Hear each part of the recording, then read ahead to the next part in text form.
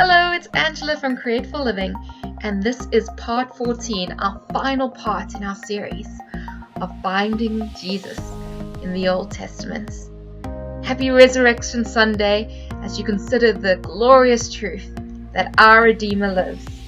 As we see in Luke 24 and verse 34, the Lord has risen. Isn't this a glorious truth?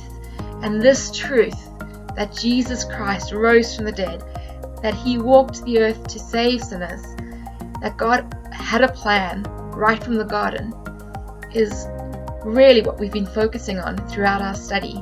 As we've seen that plan prophesied in the Old Testament, as we've seen so much of the Old Testament all pointing towards this culmination of history where Jesus rises from the dead. So he has risen. He has risen indeed. And that's from Luke 24. We're journaling today in Job and Job 19 verse 25. Job, even amidst time of struggle, of not understanding why he was going through such great suffering, he did not waver in the truth of knowing that there would be a coming Messiah. And he says in this verse, "For I know that my Redeemer lives, and at the last he will stand upon the earth."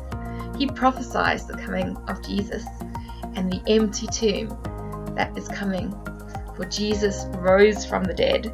This is such an exciting thing. It really is the most exciting celebration of our entire Christian faith, to know on Easter Sunday and Resurrection Sunday that our Redeemer lives.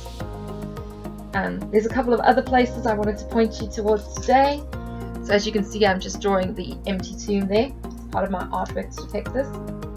One of the other places is in Ruth. And if you read the whole story of Ruth, you'll see that Boaz is a type of Christ. And he's also referred to as a Redeemer.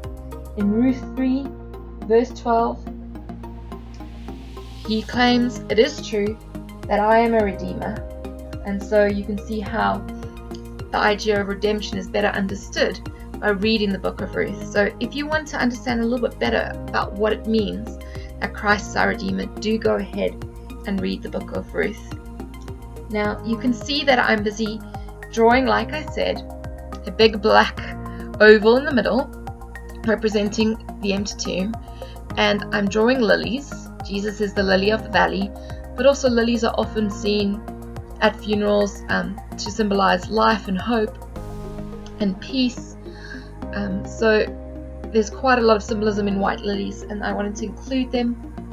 You may have noticed at church on Sundays, sometimes on Resurrection Sunday, there'll be a cross draped with a white cloth symbolizing cleanliness and the empty tomb, the shroud that was left when Jesus rose from the dead, and usually on that cross there'll be lilies symbolizing this change and this life and purity and peace that's come.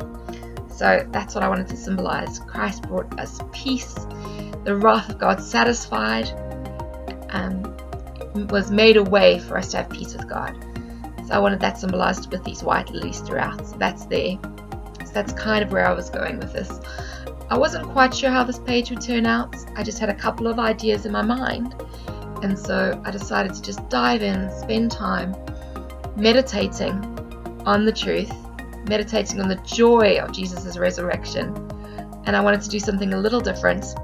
So you can see I have all these lilies, and I've then added different kinds of greens. So basically just took any green that I could find in my acrylic collection.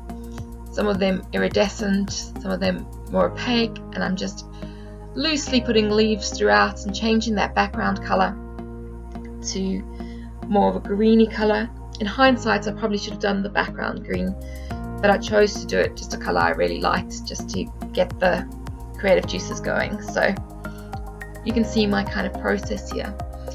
And this page starts to resemble the page that I did in Genesis 1, where you can see right in the garden in Genesis 1 to 3, that Jesus was prophesied, that he walked in the garden, and that it was prophesied that he would be born, that he would come. So I'm wanting to symbolize in this page, is my 14th entry, that God's plan was right from the garden to the empty tomb. That we've seen this throughout the Old Testament, that all along the whole of the Old Testament testifies and prophesies to the truth that Jesus is coming. Just like we heard Jesus walking on the road to Emmaus, he explained himself and testified to himself from the Old Testament, and how he is the promised Messiah, the promised Redeemer. He's come to save the lost and to redeem us. He lives, and we celebrate that on Resurrection Sunday. So I've really loosely in acrylics just put these lilies and leaves and lots of different colors around and paints. And now I'm just going back with my Uniposca black paint pen to add those details. I literally add little lines in the middle of the lilies, which are kind of big stars, like starfish kind of shape. So stargazer lilies, with just little lines in the middle with dots on the end of each line. And those are really done very loose hand, and it gives this effect of these white stargazer lilies. Lilies are my favorite flowers, so I really enjoyed drawing these.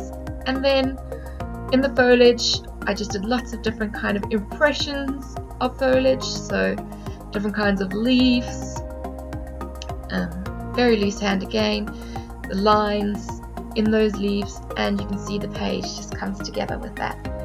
And now I've just highlighted the verse, and using my white Uniposca pen, I'm writing, "For I know that my Redeemer lives." And that's from Job 19 verse 25, which is also the place that I am journaling from.